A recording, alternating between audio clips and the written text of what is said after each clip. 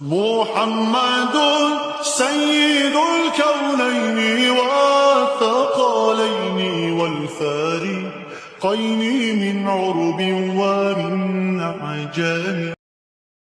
بدر کے میدان کے بعد احد کا جو میدان ہے یہ تاریخی ہے اور بہت سخت آزمائش ہے صحابہ کے لیے. اب تو تعداد 1000 کے برابر تھی، 1000 کے برابر تعداد تھی مسلمانوں کی، اور ان کی بہت زیادہ تھی. لیکن ہوا کیا یہاں پہ؟ معاملہ پلٹ گیا تھا. جو مسلمانوں کو اللہ نے فتح عطا کی تھی وہ حضور پاک صلی اللہ تعالی علیہ وسلم کی ایک بات جس کا صحابہ نے انتظار نہیں کیا، جس کی پاداش میں جیتی ہوئی جنگ شکست میں بدل گئی. میں آپ کو بتاتا ہوں کہ حضور پاک صلی اللہ تعالی علیہ وسلم کی ہر بات کا کتنا لحاظ کرنا ضروری ہے امت کو. میدان احد کیسا ہے اس کا لوکیشن میں آپ کو بتاؤں. میدان احد ایسا تھا کہ مشرکین سامنے ہیں، مومنین اس طرف ہیں، اور مومنین کو حضور صلی اللہ علیہ وسلم کی طرف سے ایک چھوٹا سا ٹیلا ملا تھا، ایک پہاڑی جس کو جبل رمات کہتے ہیں. آج بھی وہ موجود ہے مدینے سے 5 کلومیٹر بعد احد پہاڑ کے سامنے جہاں یہ جنگ ہوئی. لوکیشن کے اعتبار سے حضور پاک صلی اللہ علیہ وسلم نے سب سے بہتر لوکیشن منتخب کیا تھا، کیونکہ پہاڑ کی اونچائی پر 50 تیر انداز صحابہ کو کھڑا کیا. تیر انداز صحابہ کو حضور نے کھڑا کیا اور کہا تھا کہ جب تک میں نہ کہوں نیچے نہیں اترنا. یہ لفظ پر آپ توجہ دیں. حضور نے کیا فرمایا؟ جب تک میں نہ کہوں یہاں سے نیچے نہیں آنا. صحابہ تیر لے کر کھڑے رہے. اب یہ سب سے بہترین پوائنٹ تھا مومنین کے لیے، صحابہ کے لیے. جب بھی کوئی مشرکین حملہ کرنے کے لیے آگے آتے یہ اوپر سے تیر برسانے لگ جاتے. اوپر جو بھی ہوتا ہے وہ فائدے میں ہے. تو مشرکین شکست کھا کر کے بھاگ رہے تھے، اور صحابہ اکرام نے دیکھا دوپہر سے پہلے ہی مشرکین اپنا ساز و سامان چھوڑ کر بھاگ گئے، کافی دور بھاگ گئے. تو یہاں جو مومنین تھے وہ سب مال غنیمت جمع کرنے لگے. جو مال بچا ہوا تھا وہ جمع کر رہے تھے. تو اوپر جو صحابہ کھڑے تھے تیر انداز صحابہ، ان میں سے اکثر صحابہ نے کیا کہا؟ جنگ ختم ہو گئی، چلو ہم بھی اترتے ہیں مال غنیمت جمع کرتے ہیں. لیکن چند صحابہ نے کہا نہیں، انتظار کرو حضور کا حکم آنے تک. دیکھیں یہ صحابہ میں آپس میں اجتہادی اختلاف تھا. تو جن لوگوں نے اترنے کا کہا انہوں نے یہ کہا نہیں، حضور نے جنگ ختم ہونے تک کی بات کہی تھی، اب جنگ ختم ہو گئی، دیکھو مشرکین بھاگ گئے، اب کچھ رہا نہیں، ہم اتر جاتے ہیں. 50 میں سے 40 صحابہ اتر گئے، مال غنیمت جمع کرنے لگے. مشرکین کی طرف سے بہادر جنگجو خالد بن ولید آئے ہوئے تھے. اس وقت وہ ایمان لائے ہوئے نہیں تھے، لیکن جنگ کی بہادری میں ان کی مثال نہیں تھی. انہوں نے دیکھا مین پوائنٹ یہی تھا جبل رمات.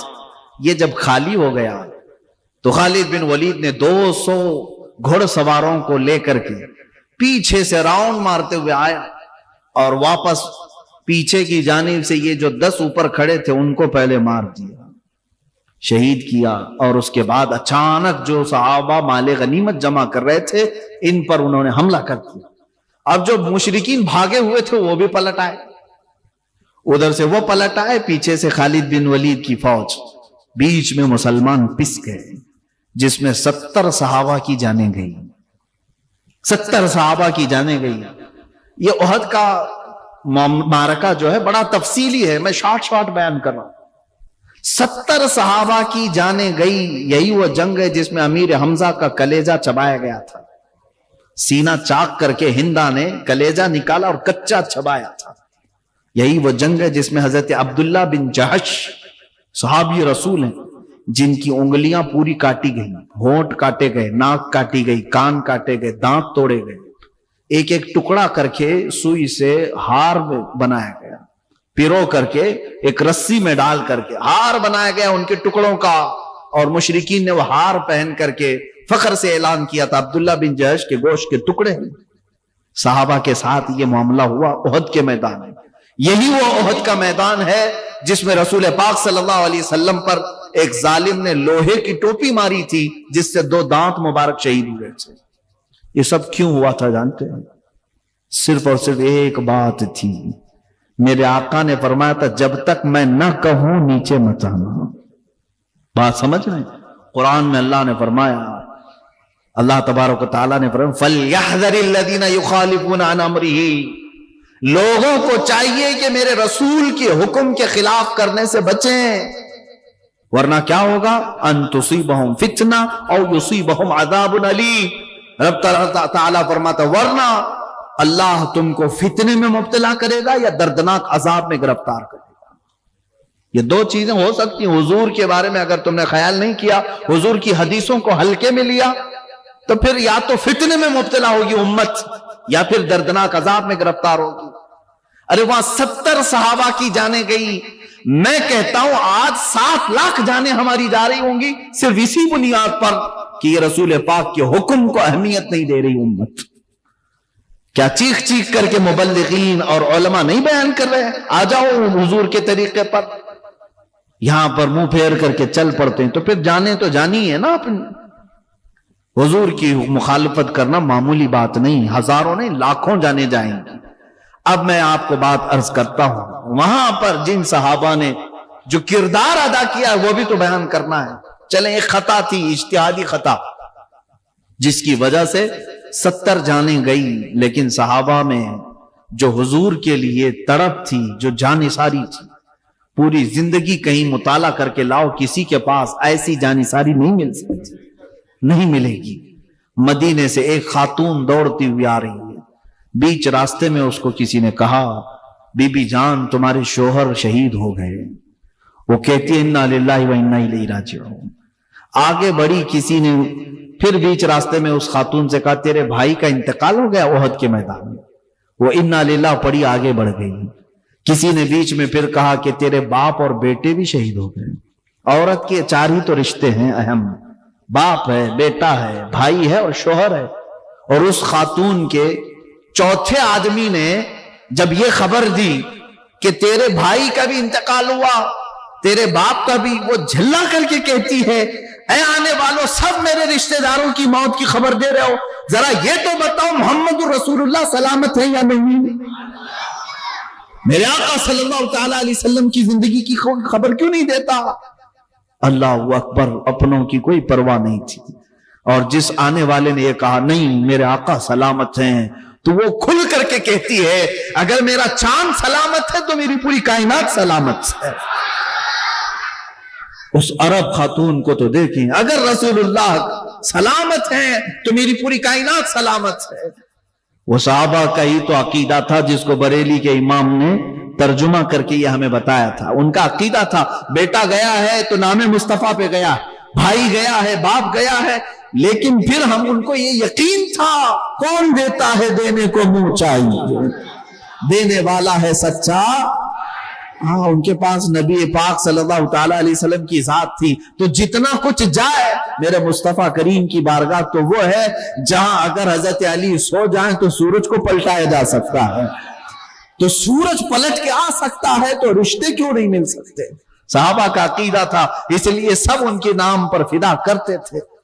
ایک اور خاتون کی بات میں کروں، ایک اور خاتون ہے مدینے کی، میدان احد میں آئی دوڑتی ہوئی، جوان بیٹے کا انتقال ہو گیا تھا، جوان بیٹے شہید ہو گئے۔ یہ تحفظ ناموس رسالت اسی کو کہتے ہیں، سب کچھ لٹا دینا اور پھر کہنا کہ حق تو یہ ہے کہ حق ادا نہ ہوا۔ وہ خاتون آئی اور حضور کی بارگاہ میں آئی، کہا یا رسول اللہ صلی اللہ علیہ وسلم مجھے خبر ملی ہے کہ میرا بیٹا شہید ہو گیا، آقا کیا مجھے اجازت ہے میرے بیٹے کی لاش دیکھ لوں؟ یہ نہیں کہ ہٹو بھاگو چھوڑو میرا بیٹا کہاں ہے، نہیں، حضور کی بارگاہ میں آ کر پوچھتی ہیں یا رسول اللہ اجازت ہے تو میں اپنے لال کو دیکھ لوں؟ میرے آقا نے فرمایا ہاں، وہ لاشوں میں تیرا بیٹا ہوگا، دیکھ لو۔ وہ خاتون آئی، جیسے ہی اپنے بیٹے کو دیکھتی ہیں، جوان کڑیل جوان بیٹا تھا، شادی نہیں ہوئی تھی۔ وہ خاتون ماں ہوتی ہے، جبہ ہٹا دیا، اس کی پیٹھ پر ہاتھ پھیرنے لگی، اس کے بعد پھر لاش کو پلٹا دیا، پھر سینے پر ہاتھ پھیرتی ہے، ہاتھ میں خون لگا تو فوراً سجدے میں گر گئی، دعا کرتے ہوئے اللہ کی بارگاہ میں شکر بجا لاتی ہے کہ مولا تو نے میری قبول کر لی۔ جو قریب کھڑے تھے انہوں نے پوچھا کہ بی بی یہ کیا کرتی ہو؟ بڑی بھی یہ کیا ہے؟ सुनो मेरे अजीजों, तहफ़्फ़ुज़ नामूस रिसालत कहते किसे? वो खातून मदीना कहती हैं, जब मेरे आका सल्लल्लाहु ताला अलैहि वसल्लम के लिए सारा मदीना निकल कर जा रहा था हुजूर के साथ, मैंने अपने जवान लाल से कहा था कि बेटा जा, आज तेरा वक्त आ चुका, मैंने आज के लिए तुझे पाला था, हुजूर की इज्जत की बात है, जा। जब मेरा बेटा जाने लगा तो जानते हो मैंने इसको एक वसीयत की थी। अल्लाह अल्लाह, मैं पढ़ता हूं तो आंखें भीग जाती हैं। वो खातून मदीना है, कहती है मैंने अपने बेटे से ये वसीयत की थी कि बेटा मैदान में जमे रहना, अगर कभी दुश्मन भारी पड़ गए, गालिब आने लग गए हुजूर के ऊपर या हुजूर के साथियों पर, खबरदार पीठ फेर कर भागना नहीं, और अगर तू भागते हुए मारा गया तो मैं अपना दूध भी माफ नहीं करूंगी। उस खातून ने उससे कहा था, मैं अपना दूध माफ नहीं करूंगी अगर तू भागते हुए मारा गया तो खातून कहती है, जब मुझे ये इत्तिला मिली कि मेरा बेटा शहीद हुआ, सबसे पहले मैं यही देखने आई हूं। मैं मैदान में आई और अपने बेटे का जुब्बा हटाकर मैंने पीठ पर हाथ फेर कर देखा कि कहीं भागते हुए पीछे से तो नहीं मारा गया, और फिर जब मुझे पीठ पर कोई जख्म नहीं मिला, पलट कर देखा, मैं शुक्र इसलिए अदा की कि सारे जख्म मेरे बेटे ने सीने पर लिए। वो सामने से लड़ करके, सामने से जख्म खा करके मरा है। इस बात पर मैं मौला का शुक्र बजा लाई कि मौला तूने मेरी कबूल कर ली। वो माएं थी जिनकी तुरबत पर मौला लाखों सलाम नाजिल करे। यहां हमारे हालात ऐसे हैं कि माँ और बहनें हाथों और पैरों की बेड़ियां बन जाती हैं। बेटा कहां जा रहा है, हालात खराब है, ये मौलवी साहब के चक्कर में मत पड़ना, अरे ये तो ऐसे भड़काते रहते हैं, ये बोलते रहते हैं, इनके पीछे जाएगा, तेरी भी जिंदगी खराब हो जाएगी, तेरा करियर तबाह हो जाएगा, फ्यूचर बर्बाद हो जाएगा। मैं उन औरतों से कहता हूं, संभाल करके रख लो इन बेटों को, एक दिन आएगा जब तुम्हारी इज्जत नोचने के लिए कुत्ते आएंगे, उस वक्त भी ये तुम्हारे बेटे कुछ नहीं कर सकेंगे। इसलिए कि जिन माओं ने अपने बेटों को नामे रसूल के लिए खड़ा होना नहीं सिखाया, वो बेटा कभी तुम्हारी इज्जत के लिए भी नहीं खड़ा हो सकता, कभी नहीं खड़ा हो सकता। एक बात याद रखिए, हमारी बुजुर्गों की रिवायतें ये रही हैं कि हमने अपने बच्चों की जो तरबियत की है वो इसी तरह से, मैं सो जाऊं या मुस्तफा कहते कहते, खुले आंख मेरी सल्ले आला कहते कहते। और अगर आज तरबियत बदल गई है तो मुझे उसकी कोई परवाह नहीं, लेकिन आ जाओ वापस फिर इसी माहौल पर। बच्चों को सुलाना तो भी नामे मुस्तफा पर सुलाना, उठाना और जगाना तो नामे मुस्तफा पर जगाना। इकबाल ने क्या खूब कहा, आबरूए मां ज़नामे मुस्तफास्त, हम सब की इज्जत व आबरू हुजूर के नाम से जुड़ी हुई है। किसके नाम से? हुजूर के नाम से जुड़ी हुई है। अगर तुम्हारी इज्जत सलामत आज इज्जत है तुम्हारी तो हुजूर के नाम की वजह से। मैं आप सबसे मैं गुफ्तगू करता हूं, मेरी तकरीर का कहां है, कोई अता पता ही नहीं, तकरीर करने का मेरे पास ढंग भी नहीं, अंदाज भी नहीं, मुकर्रिर नहीं, जज्बात आपके सामने रखने का आदी हूं। मुझे ये बताओ, ये मिंबर मुझे क्यों दिया आपने? मैं कौन होता हूं? मेरा क्या अगला पिछला पस मंजर है? ये मिंबर या बड़े से बड़े मिंबर पर अगर ये मोमिनीन उठाकर मुझे बिठाते हैं तो सिर्फ इस बात पर कि ये मुस्तफा की बात करता है, बाकी कुछ नहीं। हमारी इज्जतें हुजूर के नाम से जुड़ी हुई हैं। हजरत उमर फारूक रज़ी अल्लाह तआला अन्हु को जब लोगों ने अमीरुल मोमिनीन के नाम से पुकारा, नारा लगाया गया ना अमीरुल मोमिनीन, तो आपके आंखों से आंसू निकल आए। लोगों को जमा करके कहा, ऐ लोगों मैं बताता हूं, मैं खत्ताब का बेटा उमर हूं। उनके बाप का नाम खत्ताब। कहते हैं बचपन में मैं 2 बकरियां नहीं संभाल पाता था, लाइन में नहीं लगा पाता, मेरा बाप मुझे बार बार मारता था, मैं बहुत मार खाया अपने बाप से। लेकिन आज 36 लाख स्क्वायर किलोमीटर पर तन्हा उमर की हुकूमत है, जिसमें मिस्र भी था, ईरान भी था, यमन भी था, इराक भी था, फिलिस्तीन भी था, पूरा अरब नजद हिजाज भी था, तन्हा हजरत उमर फारूक की निगरानी में था। हजरत उमर कहते हैं बचपन में जिसको 2 बकरियां संभालनी नहीं आती, आज वो 36 लाख स्क्वायर किलोमीटर पर तन्हा हुकूमत करता है। ऐ लोगों, ये खत्ताब का बेटा उमर होने की वजह से नहीं, मोहम्मद का गुलाम उमर होने की वजह से है। صلی اللہ تعالی علیہ وسلم رسول پاک کے قدموں سے وابستہ ہوا تو یہ ساری عزتیں ہماری ہیں. لوگوں نے مجھے امیر المومنین کہنا شروع کیا. لوگوں صرف نام عمر ہے, عمر نام ہونے سے ہر کوئی فاروق نہیں بنتا. ابو جہل کا بھی نام عمر تھا, لیکن بات یہ ہے کہ عمر ہو تو قدموں پہ نچھاور ہو. اور ان صحابہ کو دیکھیں, میرے آقا کی نسبت ہی تو ہے حضور کے لیے. وہ جب جان دینے کی بات کرتے تھے تو مولا نے کہاں کس اوج پر پہنچایا. ایک عرب نے آدمی کا بول بالا کر دیا, خاک کے ذروں کو ہمدوش سریا کر دیا. خود نہ تھے جو راہ پر اوروں کے ہادی بن گئے, کیا نظر تھی جس نے کہ مردوں کو مسیحا کر دیا. میرے آقا صلی اللہ تعالی علیہ وسلم کی عنایتوں نے انہیں کہاں پہنچایا. عزیزان گرامی, ان خواتین کی بات میں کر رہا تھا جو اپنے لال اور اپنے بیٹوں کی شہادت پر بھی ماتم نہیں کرتی, بلکہ یوں کہتی, مولا میری زندگی وصول ہو گئی, میرا بیٹا تیرے حبیب کے نام پر کام آ گیا. آج گھروں میں بزدلی کو ختم کریں. میں یہ نہیں کہتا کہ ہر کسی کو مرنے مارنے کے لیے بھیج دیں. میرے عزیزو, اسلام یہ بھی سکھاتا ہے. میرے آقا صلی اللہ علیہ وسلم نے فرمایا, لا تتمنوا لقاء عدوکم, تم دشمن سے مڈبھیڑ اور جنگ کرنے کی تمنا مت کرنا کہ ابھی جنگ ہو جائے, ابھی ماریں. یہ تمنا بھی مت رکھنا. جنگوں میں سوائے نقصان کے کیا ہوتا ہے؟ نقصان بہت ہوتا ہے, لیکن میرے آقا صلی اللہ علیہ وسلم نے فرمایا جنگ کی تمنا مت کرنا, لیکن اگر تمہارے سروں پر کوئی مسلط کر دیا تو پھر قدم بھی پیچھے نہ ہٹانا. یہ ہمارا ہے فریضہ, یہ ہے کہ ہم اس وقت تک بات نہیں کرتے. دیکھیں آج ہمارا کیا کیا نہیں چھین لیا گیا. سب تو ہماری مسجدیں پامال ہو رہی ہیں. روز ایک مسجد کی شہادت کی خبر آتی ہے. تقریباً مسجدوں کو انہوں نے ایسا کھلواڑ بنا دیا کہ راتوں رات پورے کے پورے لوگ مل کر کے اس کو مسمار کرتے ہیں. یہ حالات چل رہے ہیں, اور مسلمان کی جان اتنی سستی پڑ گئی آج کہ ان کو جانوروں سے بھی زیادہ دردناک موت کے ساتھ مار دیا جاتا ہے. یہ آج کے حالات ہیں. کشمیر جا کر دیکھیں, آسام میں دیکھیں, یہ سب کیا ہو رہا ہے. ہم نے کہاں آوازیں اٹھائی ہیں؟ ہمیں پتا ہے یہ سب ہم مرنے کے انتظار میں باری لگی ہوئی ہے سب کی. میرے عزیزوں, سب کچھ چھینا گیا ہے. مسجدیں, خانقاہیں, مزارات, مسلمانوں کی جانیں. اب ہماری بچیاں بھی محفوظ نہیں رہی. لڑکیوں کو اٹھا کر کے لے جاؤ, مرتد بنا کر کے انہیں نکاح کرو, 4-6 مہینے کے بعد انہیں پھر پھینک دو. یہ بھی چل رہا ہے. ہماری بچیوں کو اٹھا کر کے لے جانا, قتل کر دینا, کتنے واقعات دیکھنے کو مل رہے. پھر کسی غریب مزدور کو کہیں پکڑ کر کے موب لنچنگ کرنا. یہ سب حالات ہم دیکھ رہے ہیں. ہمیں پتا ہے ہم کس قسم پرسی کے عالم میں گزر رہے ہیں, لیکن ان سب کا جو اصل سبب ہے وہ ایک ہی ہے. ان کے جو ہم غلام تھے خلق کے پیشوا رہے.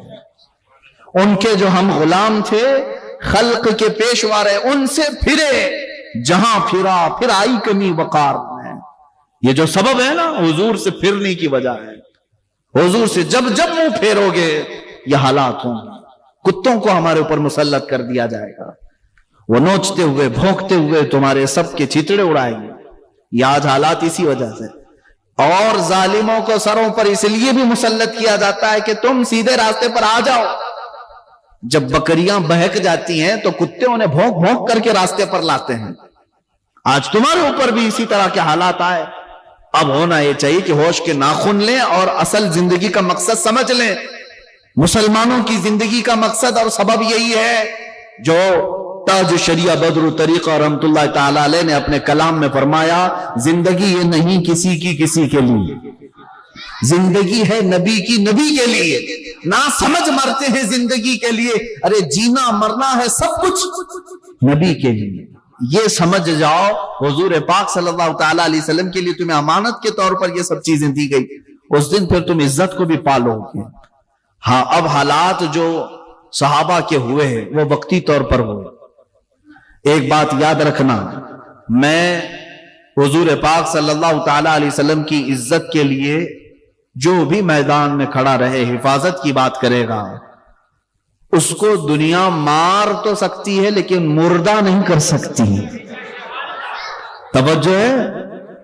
ہاں ایک بات یاد رکھیں, تحفظ ناموس رسالت کے مشن پر کوئی آ گیا دنیا ساری طاقت جھونک کر کے اسے مار تو سکتی ہے، مردہ کبھی نہیں کر سکتی، اس لیے کہ ہم نے دیکھا یزید نے مارا تھا لیکن حسین کو مردہ کبھی نہیں کر سکا۔ مردہ ہونا اور ہے، مار دینا اور ہے۔ ہمارے ہاں تو عقیدہ یہ ہے اسلام زندہ ہوتا ہے ہر کربلا کے بعد۔ جس دن ہماری گردنیں کٹی جائیں گی، مر تو جائیں گے لیکن ان کو مردہ نہیں کہا جائے گا، مردہ نہیں ہے۔ اللہ ان کی حیات کی بشارت قرآن میں دے رہا ہے۔ عزیزان گرامی وقار، صحابہ کے کردار میں دو مثالیں اور رکھ دیتا ہوں۔ حضرت خواتین کی بھی کردار ہے۔ سیدہ بی بی سمیہ رضی اللہ تعالیٰ عنہا، یہ گھر گھر جاتی تھی پیغام مصطفیٰ لے کر کے۔ یہ مکہ کی گلیوں میں جب ابھی زندگی بڑی کٹھن تھی، کھل کر کے نماز نہیں پڑھ سکتے تھے، اس وقت کی بات ہے، حضرت سیدہ سمیہ مشرکین کے گھروں میں جاتی اور حضور کی محبت انہیں پلا کر کے آتی تھی۔ یہ بات کبھی ان کو برداشت نہیں ہوتی۔ ابو جہل نے ایک مرتبہ حضرت سمیہ کو گرفتار کروایا اور بیچ چوراہے میں ان کو گھوڑے کے پیروں سے باندھا گیا۔ ان کے دونوں ہاتھ آگے سے، ان کے پیر پیچھے کے پیروں سے گھوڑے کے باندھ کر گھوڑے کو دوڑایا گیا۔ گھوڑا دوڑتا تھا، ان کی ہڈیاں سرکتی تھیں، ان کی ہڈیاں توڑ دی گئیں اور اس کے بعد ان کی شرمگاہ پر نیزہ مار کر انہیں شہید کیا گیا۔ دردناک شہادت۔ اور اسلام میں شہادت پانے والی سب سے پہلی خاتون سیدہ سمیہ کس نام پر ماری گئی؟ نام مصطفیٰ پر، حضور کی عزت پر۔ اور حضرت یاسر جو حضرت سمیہ کے شوہر تھے، ان کا حال یہ تھا کہ ان کو مشرکین پکڑ کر کے کوئلے جلا کر اس میں الٹا لٹا دیتے تھے۔ میرے آقا صلی اللہ علیہ وسلم سامنے سے گزر رہے تھے اور میرے آقا نے یہ جملہ بھی فرمایا، یا نارو کونی بردن و سلامن علی یاسر، جو اللہ نے فرمایا تھا اے آگ ٹھنڈی ہو جائے ابراہیم پر، میرے آقا نے حضرت یاسر کے لیے کہا تھا اے آگ ٹھنڈی ہو جا میرے یاسر پر۔ وہ حالات بھی صحابہ کے تھے، حضور سامنے ہوتے اور ان کے چہتے دیوانے آگ پر بھی لیٹ جایا کرتے، لیکن بات ایسی تھی کہ حضرت خبیب ابن عدی ایک صحابی، ان کو پکڑ کر کے مشرکین نے پکڑ سے ناخن کھینچ دیے، کو ایک کھمبے سے باندھ دیا۔ مکہ کے اوباش اور بدماش لڑکوں سے کہا پتھر مارو اس کو، پتھر مارتے رہے۔ حضرت خباب اسی طرح سے مارے گئے۔ ان میں سے ایک صحابی سے مشرکین نے یہ کہا تھا کیا یہ اچھا ہوتا تمہاری جگہ محمد ہوتے اور تم آرام سے لیٹے ہوتے۔ اس صحابی کو جلا لایا۔ اس وقت انہوں نے کہا، کچھ عربی کے اشعار بھی ہیں جو شعر کہے تھے انہوں نے اپنی موت سے پہلے، وہ کہتے ہیں کہ خبردار، تم کہتے ہو اس جگہ محمد ہوتے، میں ابھی اپنے جسم کی 1000 ٹکڑے برداشت کر سکتا ہوں، لیکن مصطفیٰ کے تلووں میں کانٹا چبھے یہ بھی مجھے گوارا نہیں۔ وہ صحابہ تھے۔ یہ تحفظ ناموس رسالت ہے۔ میرے عزیزو، یہاں صرف اور صرف اگر ہم بات کریں نعروں کی یا دکھاوا کریں تو یاد رکھو قیامت کے دن اس کا بھی حساب ہونا ہے۔ اور اگر دل کی گہرائیوں کے ساتھ اور اخلاص کے ساتھ بات کرو گے، انشاءاللہ دنیا میں بھی اس کی جزا ہے اور آخرت میں بھی جزا ہے۔ اور ایک بات یاد رکھ لینا، پھونکوں سے یہ چراغ بجھائے نہیں جا سکتے۔ حضور کا نام سلامت کل بھی تھا، آج بھی اور رہے گا۔ تمہارا امتحان ہے، اگر تم اس میں حصہ لے لیا تو تم بھی جو ہے ہمیشہ کے لیے تمہارا نام زندہ رہ جائے گا، ورنہ ہزاروں لاکھوں ہمارے جیسے آتے رہیں گے جاتے رہیں گے، حضور کے نام کا کچھ فرق نہیں پڑنے والا۔ تو گھٹائے سے کسی کے نہ گھٹا ہے نہ گھٹے گا۔ یا رسول اللہ، جب بڑھائے تجھے اللہ تعالیٰ تیرا، مٹ گئے مٹتے ہیں مٹ جائیں گے آدھا تیرے، نہ مٹا ہے نہ مٹے گا کبھی چرچا تیرا۔ ہاں، حضور پاک صلی اللہ تعالیٰ علیہ وسلم کے چرچے کو اللہ نے قرآن میں فرمایا وَرَفَعْنَا لَكَ ذِكْرَكَ، ہم نے تمہارا ذکر بہت بلند کر دیا۔ ہونا کچھ نہیں ہے، پوری دنیا کو مل کر کے بھی کچھ نہیں کر سکے گی، لیکن امتحان ہوگا مومنین کا، مسلمانوں کا امتحان ہوگا۔ تم کیا کر رہے تھے؟ سوال تو ہوگا۔ حضور کی عزت پر جب بات آئی، تم کیا کر رہے تھے؟ یہ سوال آئے گا۔ اور اگر تم نے کچھ کیا تھا تو تمہیں اجر سے نوازا جائے گا، اور نہیں کیے تھے تو تمہیں بھی اس طرح بزدلوں میں اٹھایا جائے گا۔ میرے عزیزو، حضرت امام مالک نے تو یہ بات کہی کہ امت اگر حضور کی گالیاں سن کر خاموش رہتی ہے تو اسے زمین میں دھس جانا چاہیے، زمین میں دھس جانا چاہیے۔ اب سنیں حضور پاک صلی اللہ تعالی علیہ وسلم کے نام پر جن لوگوں نے اپنی جانیں دی، اور کردار ان صحابہ کا ایسا ہے کہ ایک بڑی لمبی طویل گفتگو ہے۔ آپ کو پتا ہے مدینہ طیبہ میں ایک شادی ہوئی، آج دوپہر میں شادی ہوئی، دولہا اپنی دلہن کو لے کر رات میں اپنے گھر آیا ہے، سہاگ رات ہے، پہلی رات ہے، شب زفاف۔ اسی رات کو کسی منادی نے اعلان کر دیا کہ مشرکین نے مدینے پر حملہ کیا ہے، حضور کی عزت کی بات ہے، چلو اے جوانوں میدان میں آ جاؤ۔ یہی احد کے لیے پکارا جا رہا تھا رات کے وقت۔ صحابہ سب گھروں سے باہر نکل رہے تھے اور فجر کی نماز سے پہلے پہلے میدان احد میں سب کو جمع ہونا تھا۔ اور یہ جوان جس کی آج شادی ہوئی بستر چھوڑ کر کے اٹھ بیٹھا، اپنی شریک حیات سے کہا الوداع، مجھے اجازت دو، میں جاتا ہوں، میں جاتا ہوں، حضور پاک کی عزت کی بات آئی، اب مجھے جانا ہوگا۔ سہاگ رات، شب زفاف، آج کی شادی کی رات۔ خاتون سے کہا اگر تم چاہو تو مجھ سے طلاق لے لو، عدت کے بعد کسی اور سے نکاح کر لینا، یا چاہو تو انتظار کرو۔ خاتون نے کیا کہا، نہ میرے شریک حیات آپ جائیں، میں خوشی خوشی بھیجتی ہوں، آپ کسی اور کام کے لیے نہیں جا رہے، نام مصطفیٰ پر جا رہے ہیں، عزت رسول کے لیے جا رہے ہیں، آپ جائیں۔ پہلی رات کی دلہن یہ کہتی ہے، اور طلاق کی بات کر رہے ہیں آپ، خبردار آپ طلاق کی بات نہ کرنا، دنیا کی زندگی میں تو آپ نے مجھے شریک بنا ہی لیا، آخرت میں کیوں الگ کرتے؟ اے میرے سرتاج، اے میرے شریک حیات، جائیں، اگر آپ صحیح سلامت واپس آ گئے تو میں غازی کی بیوی کہلاؤں گا، اور اگر نہیں آ سکے تو کوئی میرے لیے فکر کی بات نہیں، فخر سے شہید کی بیوہ تو کہلاؤں گی، میرے پاس وہ بھی فخر ہوگا۔ یہ جوان اسی حالت میں دوڑتا ہوا میدان احد میں آ گیا، فجر کی نماز سے پہلے صفوں میں کھڑا ہو گیا، اور جب جنگ شروع ہوئی تو ایسی گھمسان کی جنگ تھی، دوپہر سے پہلے پہلے جو حالات وہاں پیدا ہوئے، میدان میں کئیوں کی شہادت ہوئی، اس میں اس جوان صحابی حضرت حنظلہ کی بھی شہادت ہو گئی، شہید ہو گئے۔ پہلی رات کا دولہا میدان میں شہید ہوا ہے۔ لیکن میرے عزیز و شام کے وقت جب لاشیں اٹھائی جا رہی تھی، صحابہ کہتے ہیں ہم نے حنظلہ کو شہید ہوتے ہوئے تو دیکھا، لیکن لاش نہیں مل رہی تھی، کہیں نہیں مل رہی تھی۔ حضور پاک سے شکایت کی کہ یا رسول اللہ صلی اللہ علیہ وسلم، حنظلہ کی لاش کہیں نظر نہیں آتی۔ حضور پاک نے آسمان کی طرف دیکھا اور پھر فرمایا جاؤ فلاں جگہ پر اس کی لاش ہے۔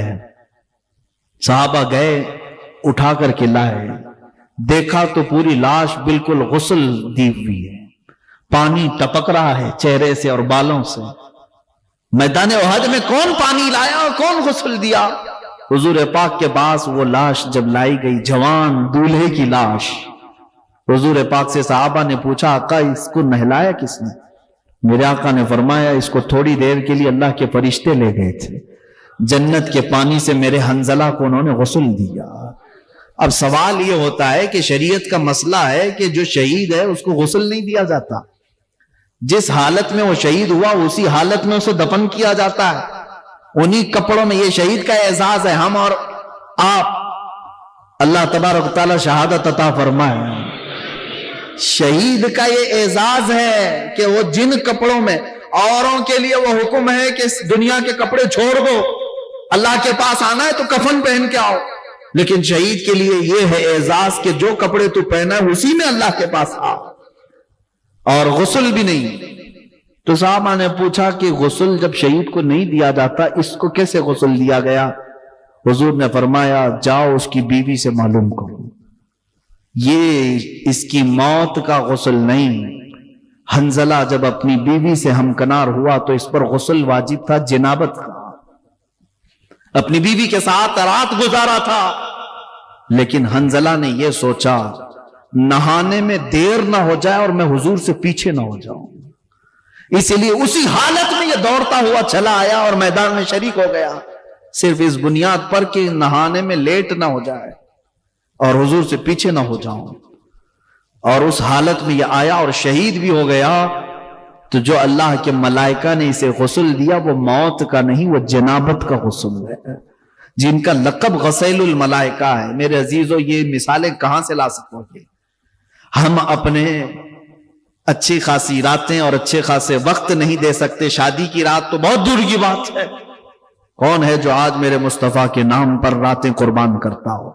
وہ نبی رحمت ہیں جو ہر رات ہم سب کے لیے دعائے مغفرت کیا کرتے۔ آج ہم میلاد کی شب میں یا پھر میلاد کے مہینے میں رات میں بیٹھ کر حضور کو یاد کر لیں تو آپ کیا سمجھتے ہیں ہم نے ان کا حق ادا کر دیا؟ قسم خدا کی، حضور پاک کی آنکھوں سے نکلے ہوئے ایک آنسو کے قطرے کا بھی حق نہیں ادا ہو سکے گا۔ لیکن پھر بھی لوگ یہ آئیں کائیں کرتے رہتے۔ ہمارے پاس ٹائم نہیں ہے مولانا، وقت نہیں ہے، جو کچھ کرنا ہے وہ ہمیں دکان میں کرنا پڑتا ہے، جاب میں کرنا پڑتا ہے۔ تمہیں پتہ نہیں جو کچھ تم کھا رہے ہو سب رسول کا صدقہ کھا رہے ہو، حضور پاک صلی اللہ تعالی علیہ وسلم کے نام کا ہے تمہارے پاس جو کچھ بھی ہے۔ اور جب رب تبارک و تعالیٰ ناراض ہو جائے، غضبناک ہو جائے، ہر چیز سے تمہیں ننگا کر دیا جائے گا، کہیں کے نہیں رہ سکتے۔ حضور کے نام کا کھاتے ہیں، حضور کے نام کا پیتے ہیں، حضور کے نام کا پہنتے ہیں، اور پھر حضور کی بات آئے تو ہم کہتے ہیں ٹائم نہیں، اپنے پاس وقت نہیں ہے۔ بدلو اپنی زندگی کو۔ صحابہ اکرام رضوان اللہ تعالیٰ علیہ مجمعین کے جو کردار ہے، اللہ ان میں سے ایک جھلک بلکہ ایک قطرہ بھی ہمیں عطا فرمائے، ہماری زندگی کی معراج ہو جائے۔ وہ صحابہ کو دیکھیں، ایک ظالم حضور پاک صلی اللہ تعالیٰ علیہ وسلم کے چہرے پر لوہے کی ٹوپی جو جنگوں میں پہنی جاتی تھی وہ آپ کے چہرے پر مار دیا، اور جیسے ہی وہ آئی حضور پاک کے رخسار مبارک سے لوہے کی جو کڑیاں تھی وہ اندر گھس گئیں، اور جس کی وجہ سے حضور کے 2 دانت مبارک شہید ہوئے۔ وہ لوہے کی ٹوپی تو نکال لی گئی، لیکن جو کڑی تھی، جو تانت تھا، وہ حضور کے رخسار پاک پر اندر چبھا ہوا تھا۔ کوئی صحابی جو بھی تھے گھبرائے اتنے تھے کہ سارے لوگوں کے جسم میں کپ کپ بھی تاری تھی۔ حضور کو کوئی تکلیف ہو جائے یہ صحابہ کو برداشت نہیں تھا، یہ کڑی کیسے نکالی جائے؟ حضرت ابو بکر صدیق بار بار آگے بڑھتے، پھر وہ صحابی آئے حضرت ابو عبیدہ بن جراح رضی اللہ تعالیٰ عنہ، سب کو ہٹاتے ہوئے انہوں نے کہا یہ کام مجھے دیتے، میں رسول پاک صلی اللہ علیہ وسلم کے چہرے پاک کے اندر گئی ہوئی اس کڑی کو نکالتا ہوں۔ انہوں نے ہاتھ سے پکڑ کر کے نہیں گئے اور اپنے دانتوں سے پکڑ کر کے کھینچا، تو حضور پاک صلی اللہ علیہ وسلم کا ایک اور دانت مبارک شہید ہوا، ساتھ ہی حضرت ابو عبیدہ کے بھی دانت شہید ہوئے، ان کے بھی دانت ٹوٹ گئے، اتنی مضبوطی سے وہ کڑی گئی تھی۔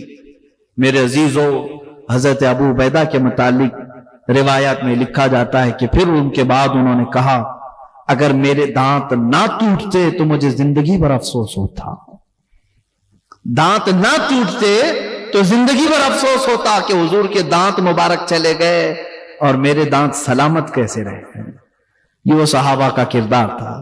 جب مشرکین مکہ نے حضور کا سوشل بائیکاٹ کیا تھا، 3 سال تک حضور سے سارا انہوں نے بائیکاٹ کر رکھا تھا، پورے خاندان سے ان سے لین دین، خرید و فروخت، سلام کلام، ساری چیزیں بند کر رکھی تھی، اور 3 سال ایسے گزرے میرے آقا صلی اللہ علیہ وسلم کے شعب ابی طالب میں کہ جس وقت ان کے ہاں کھانے کی کمی ایسی تھی کہ پتے کھائے گئے اور چمڑے کو پانی میں ابال کر کے کھایا گیا مکہ میں۔ اور حضرت سعد رضی اللہ تعالیٰ عنہ مدینے میں رہنے والے صحابی، حضور پر وہ پہلے ہی اسلام لا چکے تھے، جب ان کو یہ خبر ہوئی نا کہ مکہ والوں نے حضور کا سوشل بائیکاٹ کر رکھا ہے، حضرت سعد مدینے میں بیٹھ کر کے چمڑے پکاتے تھے اور کھاتے تھے، اور یہ کہتے یہ کیسے گوارا ہوگا کہ میرے آقا صلی اللہ علیہ وسلم پر فاقہ چل رہا ہو اور میں گھر میں گرم گرم روٹیاں توڑ رہا ہوں۔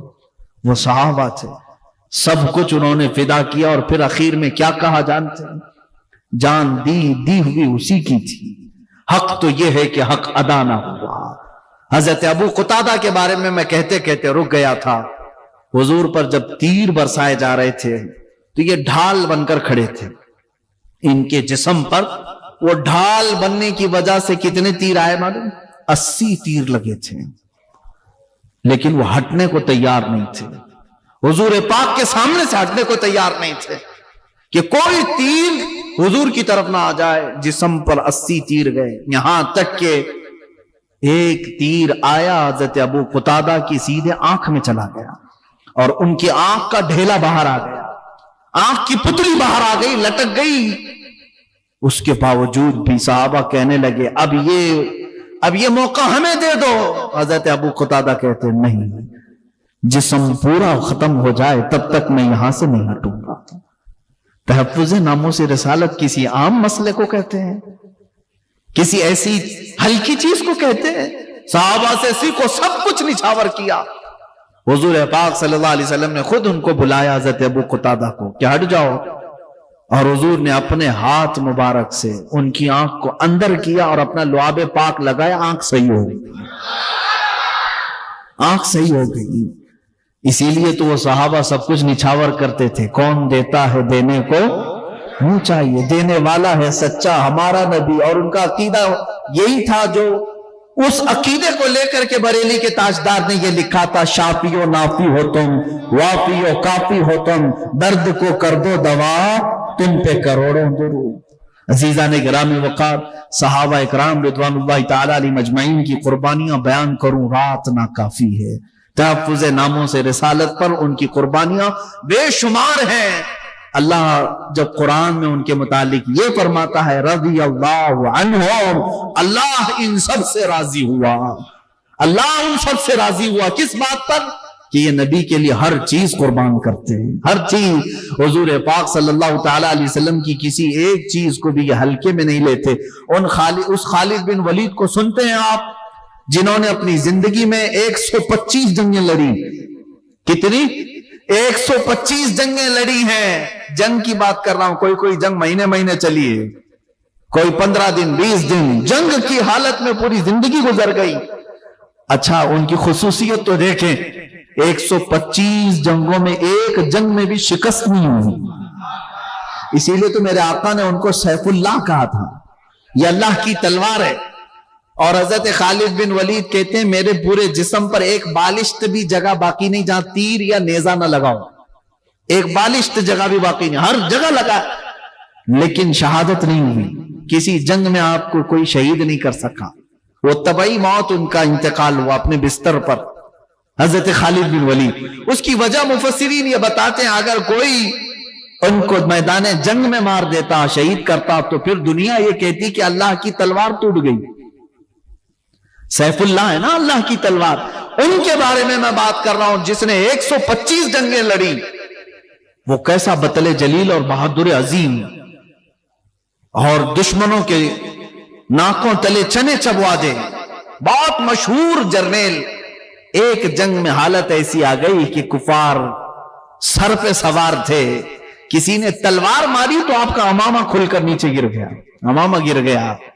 اور ادھر خالد بن ولید کے سر پر ایک کافر کھڑا ہے تلوار لے کر، اور جنگ کے جوہر جاننے والا تو مقابلہ کرتا، کپڑے چھوڑ دیتا. ارے میاں کبھی ہاتھ کٹ رہا ہے، کبھی جبہ پھٹ رہا ہے، یہ تھوڑی نہ دیکھا جاتا ہے جنگ کے میدان. خالد بن ولید نے مشرکین کو اٹھائے ہوئے تلواروں کی طرف نہیں دیکھا، وہ امامہ اٹھانے کے لیے بھاگے، دوڑے اور جا کر کے اٹھایا. ارے یہاں اس وقت تک تو گردن پہ تلواریں چل جاتی، ٹکڑے کر دیتے، کئی لوگ سوار تھے سر پر. پھر بھی آپ وہ امامہ اٹھانے کے لیے گئے، اٹھا کر کے لے آئے، اور جس کے ہاتھ میں تلوار تھی وہ رک گیا اور کہا خالد بن ولید ہے تو؟ میں نے تیرے بہادری کے بڑے قصے سنے، لیکن آج ایسا کام تجھ کو کرتے ہوئے دیکھا جو ایک عام سپاہی بھی نہیں کرتا. ارے سر سے اگر ٹوپی یا امامہ گرا تو سامنے دشمن بھی تو کھڑا تھا. خالد بن ولید نے جواب کیا دیا؟ اے ظالموں، تمہیں پتہ نہیں یہ عام ٹوپی نہیں ہے، یہ عام امامہ نہیں ہے.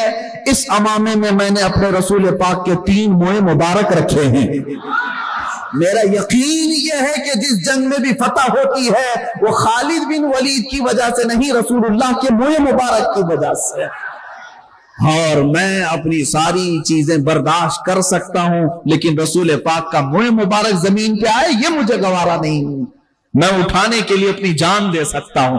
3 موئے مبارک اٹھانے کے لیے دشمنوں کے سامنے گردن دینے والا اللہ نے اسی کو سیف اللہ بنایا ہے. عزیزان گرامی وقار، حضور پاک صلی اللہ تعالی علیہ وسلم کی کسی بھی چیز کو صحابہ کرام ہلکے میں نہیں لیتے کبھی کسی.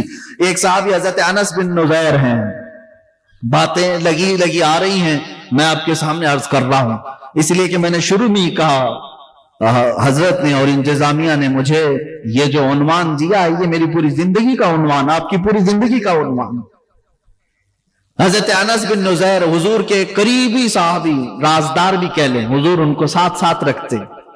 قباء کی مسجد میں نماز پڑھ کر کے حضور نکلے تھے، ایک خط آیا، کوئی قاصد خط لے کر کے آیا، مکہ والے جنگ کی تیاری کر رہے ہیں اور اس میں سب پوائنٹ لکھے ہوئے تھے.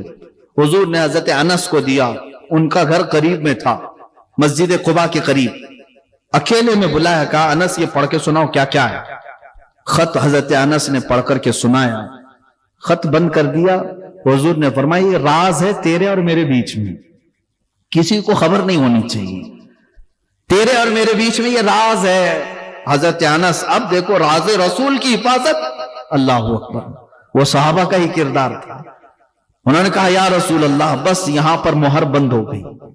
حضور صلی اللہ تعالی علیہ وسلم نکلے گھر کے باہر، انس بن نذیر کی بیوی گھر کے اندر تھی، آئی، پوچھا کیا خط آیا ہے مکہ سے.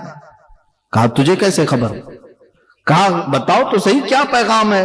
حضرت انس نے کہا کچھ بھی نہیں ہے، خبردار اس سلسلے میں بات مت کرنا، اس سلسلے میں مجھ سے گفتگو بھی مت کرنا. اپنی بیوی کو کہہ رہے ہیں.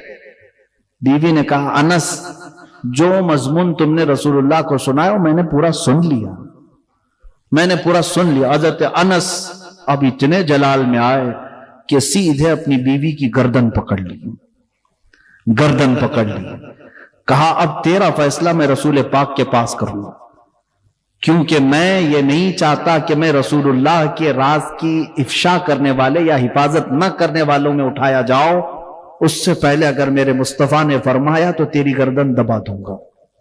اپنی بہت چہیتی بیوی، قریبی بیوی تھی، گردن پکڑ کر کے ہی باہر لے کر آئے. حضور ابھی قریب میں تھے، رسول پاک صلی اللہ علیہ وسلم کی بارگاہ میں آئے. کہا یا رسول اللہ مجھ غریب کو معاف کر دیں، جو خط آپ نے راز فرمایا تھا وہ میری بیوی نے دیوار پیچھے سے سن لیا.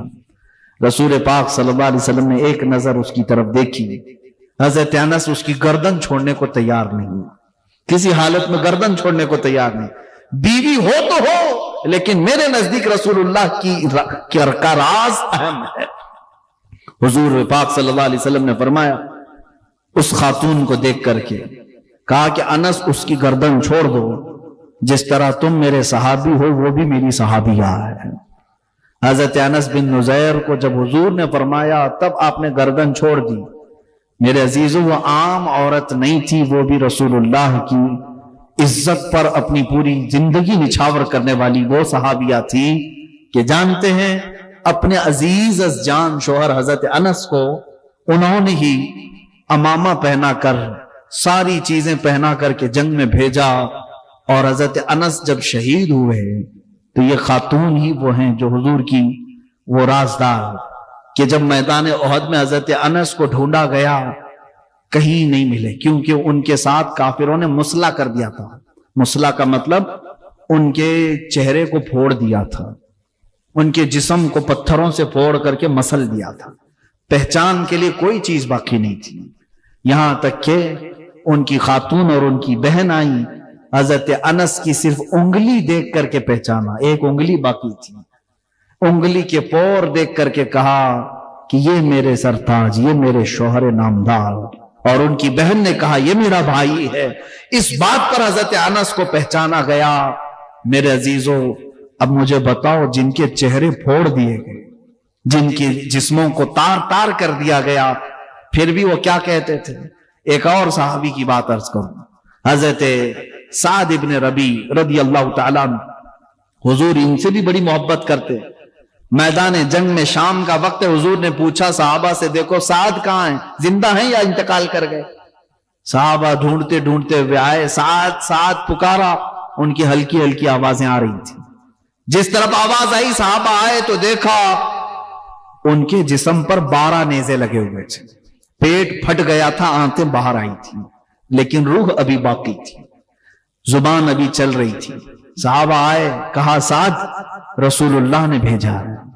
वो वहीं पर कहने लगे, ए मेरे दोस्तों, अल्लाह के नबी को मेरा सलाम कह दो। मैं हुजूर तक पहुंच नहीं पाऊंगा, चल कर आ नहीं सकता, जख्म है, नेज़े ऐसे चुभे हुए हैं कि निकालने वाला भी कोई नहीं, पेट फटा हुआ है।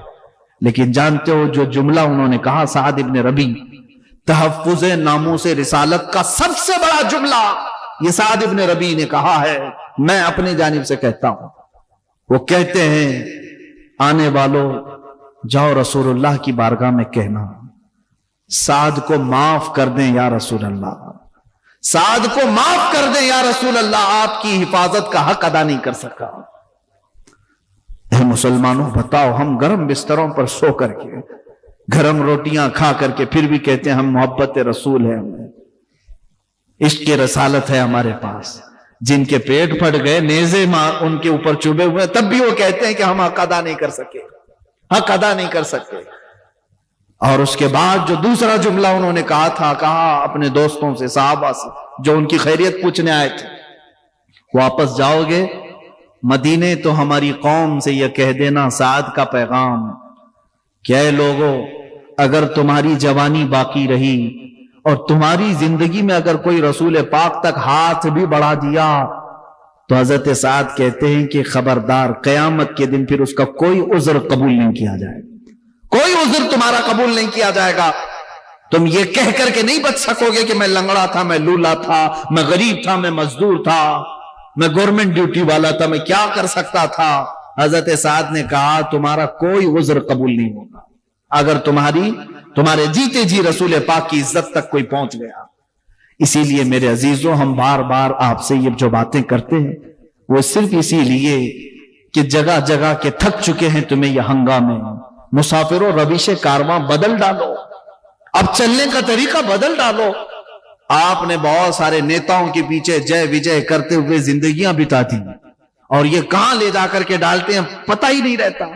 5 साल में एक मर्तबा बरसाती मेंढकों की तरह बाहर आए और तुम्हारी ख्वाहिशात और जज्बात के साथ खेला और चले गए, गायब हो गए। इनसे कभी आपने सवाल किया कि हम आपको मनसबों तक पहुंचाते हैं, ओहदों तक पहुंचाते हैं, ए लीडरों, हमारी खाने पीने, राशन, घर, कपड़े लत्ते की बात मत करो, कम से कम जिस ओहदे पर तुम्हें अल्लाह ने बिठाया वहां जाकर मेरे मुस्तफा की इज्जत की तो बात करो। कोई कहने वाला तक नहीं है। ये आज हालात हमारे ऐसे हैं। इसीलिए मुझे वो बात याद आती है जो सैयद मियां मारा रवी रहमतुल्लाह तआला अलैह हुजूर सैयदुल उलमा ने कहा था, मुसलमानों जाग जाओ, किसी की जय विजय क्यों पुकारे, क्या गरज हमको, हमें काफी है सैयद अपना नारा या रसूल अल्लाह।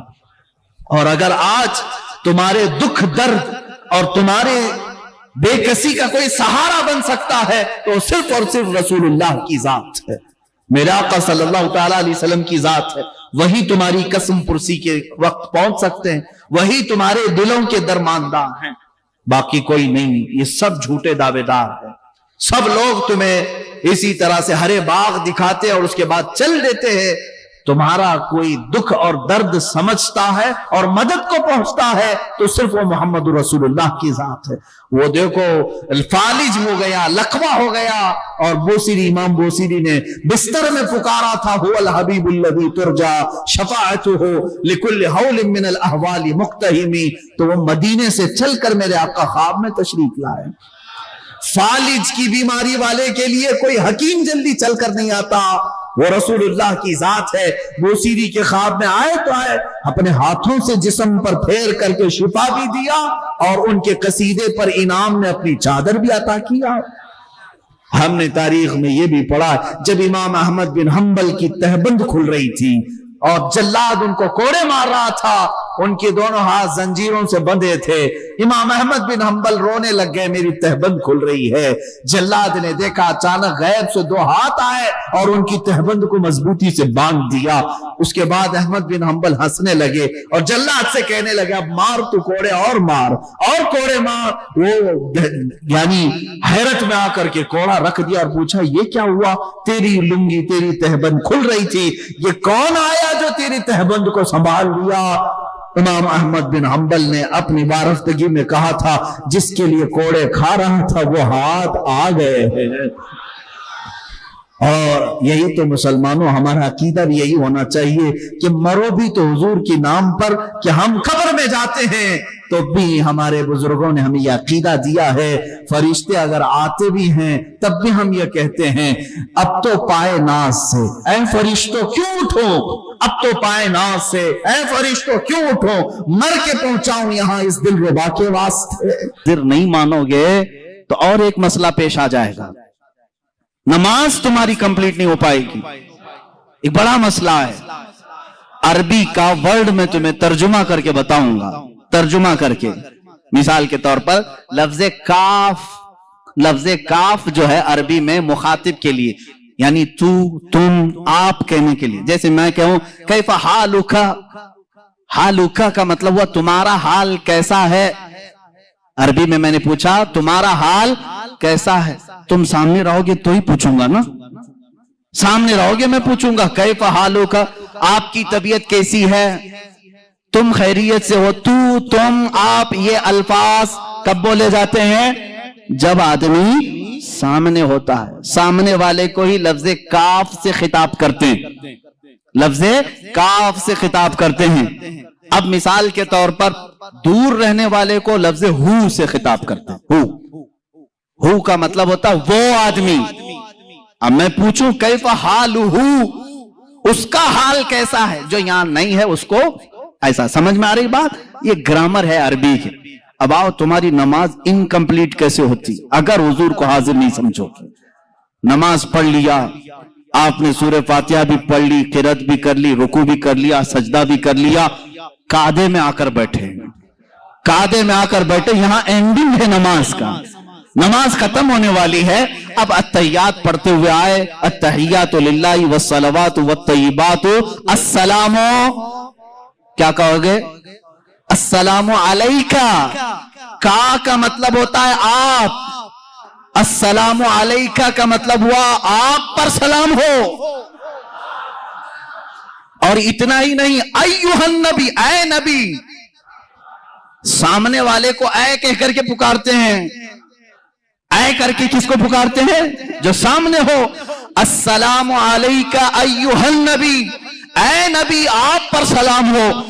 اب یہاں تم نہیں سوچو گے کہ نبی یہاں نہیں ہے تو سلام تمہارے التحیات میں بدل لو، آج سے التحیات کا سلام بدل لو، یوں کہو، میں سکھا بھی دیتا ہوں، السلام علیہ، وہاں کہو علیہ، یعنی سلام ان پر ہو۔ تمہارا نبی جو تمہارے سامنے نہیں ہے تم ایسے سلام کرو۔ سنیوں کا نبی ان کے سامنے ہم کہیں گے السلام علیکہ، اے نبی آپ پر سلامتی ہو۔ صحابہ نے بھی یہی کہا، تابعین نے بھی یہی کہا، اولیاء کاملین نے بھی یہی کہا، فقہاء نے بھی یہی کہا، محدثین نے بھی یہی کہا، سب پوری امت نے حضور کو سلام پیش کیا کیسے؟ اے نبی آپ پر سلامتی ہو۔ اس کا مطلب ہے وہ عقیدہ رکھ کر سلام کر رہے تھے، نمازوں کے وقت نبی کو حاضر و ناظر تسلیم کرنا ہوگا۔ اور تم نہیں مانو گے تو نماز تمہاری انکمپلیٹ ہے۔ ہم اللہ کے نبی صلی اللہ تعالی علیہ وسلم کے متعلق یہ عقیدہ رکھتے ہیں کہ وہ حاضر ہیں، ناظر ہیں۔ ارے عزیزو، قصور اپنی نگاہوں کا ہے ورنہ عاشقوں دیکھو، قصور اپنی نگاہوں کا ہے ورنہ عاشقوں دیکھو، سر محفل ہی اکثر میرے سرکار آتے ہیں، اکثر محفلوں کی وہ رونق ہے، سر محفل ہی اکثر میرے سرکار آتے ہیں۔ صحابہ اکرام رضوان اللہ تعالی علیہ مجمعین نے اللہ کے نبی صلی اللہ تعالی علیہ وسلم کو بنفس نفیس اپنی جماعتوں میں محسوس کیا ہے، ان کے بعد تابعین نے محسوس کیا ہے، اور جن لوگوں نے حضور پاک صلی اللہ تعالی علیہ وسلم کو دیکھا ہے تو اگر وہ حاضر و ناظر نہ ہو، حاضر نہیں ہو سکتے تو کوئی دوسرا دیکھ کیسے سکتا ہے؟ حاضر نہ ہو تو کوئی کیسا دیکھ سکتا ہے؟ عزیزان گرامی، جو عقیدہ یہ پھیلایا گیا تھا، اب اس کا پوسٹ مارٹم بھی دیکھ لیں آپ، کس نے یہ شروع کیا تھا کہ رسول مر کر مٹی میں مل گئے، معاذ اللہ رب العالمین، وہ نہ تمہیں دیکھ سکتے ہیں، نہ تم انہیں مانگ سکتے ہو، پوچھ سکتے ہو، کل جو بات میں نے بتائی تھی، مستشرقین جو یہود و نصارہ اسلام کو پڑھتے ہیں اور اسلام میں شک و شبہ ڈالنے کی کوشش کرتے ہیں، انہوں نے یہ شوشہ چھوڑا تھا تاکہ امت رسول سے دور ہو جائے، اس لیے کہ تمہارے اندر جو سب سے بڑا پاورفل اور سب سے بڑا مضبوط عقیدہ جو ہے وہ اپنے رسول کو لے کر کے ہے، اس لیے کہ یہودی اس بات کا اعتراف کرتے ہیں انہیں مار دو، انہیں قتل کر دو، ان کے گھر لوٹ دو، ان کو جلا وطن کرو، یہ سب برداشت کرتے ہیں، لیکن یہ اپنے نبی کی عظمت پر آئی ہوئی بات کو برداشت نہیں کرتے۔ آج بھی دنیا اس بات کو مان رہی ہے، ان کے اندر اگر کوئی چنگاری باقی ہے جو انہیں جمع کرتی ہے تو وہ رشتہ رسول ہے، محبت رسول ہے، عظمت مصطفیٰ ہے، اور یہی چیز ختم کرنے کے لیے وہ ایڑی چوٹی کا زور لگائے ہیں۔ لیکن ظالموں یاد رکھنا، تم اپنے منہ کے پھوکوں سے اللہ کے نور کو بجھا نہیں سکو گے۔ کیا حرج ہے حضور سے مانگنے میں؟ کون سی دقت ہے؟ ہم اللہ سمجھ کر کے یا خدا سمجھ کر کے کبھی مؤذن کو یہ نہیں کہتے کہ تو جب چاہے گا دروازے کھلیں گے، نہیں، ہمیں معلوم ہے آپ کو ڈیوٹی پر رکھا گیا ہے۔ ہم اسی طرح عقیدہ یہ بھی رکھتے ہیں، رسول پاک صلی اللہ تعالی علیہ وسلم جن خزانوں پر اللہ نے ان کو قدرت دی ہے وہ حضور کے خود کے نہیں، اللہ کے عطا کیے ہوئے ہیں۔ رسول پاک کو اللہ تعالیٰ نے مالک بنایا ہے، اسی لیے محدثین نے فرمایا حضور پاک صلی اللہ تعالی علیہ وسلم کا ایک لقب ہے، وہ نائب خدا مطلق ہیں، یعنی اللہ کا جو نائب ہے، اللہ کا جو نائب ہے، تو رب تبارک و تعالیٰ کا جو نائب ہے تو وہ اس کی زمین پر اختیارات اگر نہیں رکھتا تو پھر نائب کیسا ہے؟ اگر اس کو کچھ بھی اختیارات نہ دیے جائیں تو اس کو نائب کہیں گے؟ مثال کے طور پر امام ہے اور نائب امام ہے، امام صاحب اگر یا کمیٹی والوں نے نائب امام کو کہا کبھی تمہیں نماز پڑھانا نہیں ہے، کچھ بھی نہیں کرنا ہے، مسجد میں آنا ہے، تو نہیں پوچھے گا پھر نائب امام کیوں کہہ رہے ہو مجھے، نائب امام کیوں کہہ رہے ہو؟ آپ کو میں دنیاوی مثالوں سے صرف ذہن کی قربت کے لیے سمجھا رہا ہوں۔ سی ایم ہے اور ڈپٹی سی ایم ہے، اور ڈپٹی سی ایم کو اگر کہہ دیا جو کچھ بھی نہیں، خالی تجھے بیٹھنا ہے اور اٹھ کے چلے جانا ہے، پارٹی چھوڑ کے چلا جائے گا، کچھ بھی کرنا نہیں ہے، کوئی اختیار میرا نہیں ہے، تو ڈپٹی سی ایم بنائے کیوں ہے؟ یہ دنیاوی دستور ہے، جس کو عہدہ دیا جاتا ہے اسے اختیار بھی دیا جاتا ہے، جسے عہدہ دیا جاتا ہے اسے اختیار بھی دیا جاتا ہے۔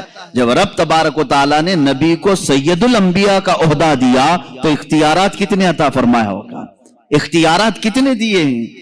عزیزان گرامی، ہم سنیوں کا عقیدہ یہی ہے، جہاں بانی عطا کر دیں بھری جنت ہبا کرتے ہیں۔ ہبا کا مطلب ہوتا ہے عطا کر دینا، اور یہ احادیث کی روشنی میں ثابت ہے۔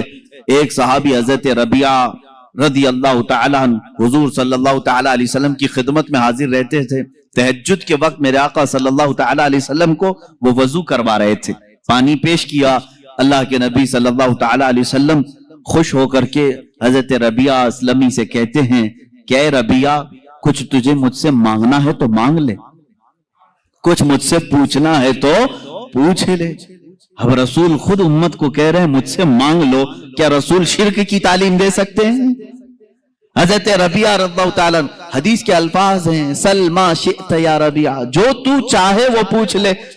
حضور اکرم صلی اللہ تعالیٰ علیہ وسلم نے یہ قید بھی نہیں لگایا، اتنی لمٹ کا سوال کرنا، اتنی لمٹ کا سوال کرنا، دنیا کا پوچھنا، آخرت کا مت پوچھنا، قبر کا مت پوچھنا، کچھ نہیں، سل ما شئت، جو تو چاہے وہ مجھ سے پوچھ لے۔ اب اس صحابی رسول نے بھی پوچھا کیا؟ کہتے ہیں مرافقتک فی الجنت یا رسول اللہ، اے اللہ کے نبی، جنت میں آپ کا پڑوسی بنا لیں، آپ کا ہمنشین مجھے بنا لیں۔ اب غیر ذالک، رسول پاک صلی اللہ علیہ وسلم پھر پوچھتے ہیں اس کے علاوہ اور کچھ چاہیے؟ اس کے علاوہ اور کچھ چاہیے؟ انہوں نے کہا مرافقتک فی الجنت یا رسول اللہ، اے اللہ کے رسول، جنت میں آپ کی رفاقت چاہیے، آپ کی ہمنشینی، آپ کا پڑوس بن جاؤں بس۔ اب غیر ذالک، حدیث میں پڑھ رہا ہوں، حضور پاک صلی اللہ علیہ وسلم نے پھر پوچھا اس کے علاوہ اور کچھ چاہیے؟ تیسری مرتبہ انہوں نے کہا مرافقتک فی الجنت یا رسول اللہ، اے اللہ کے رسول، جنت میں آپ کی ہمنشینی چاہیے۔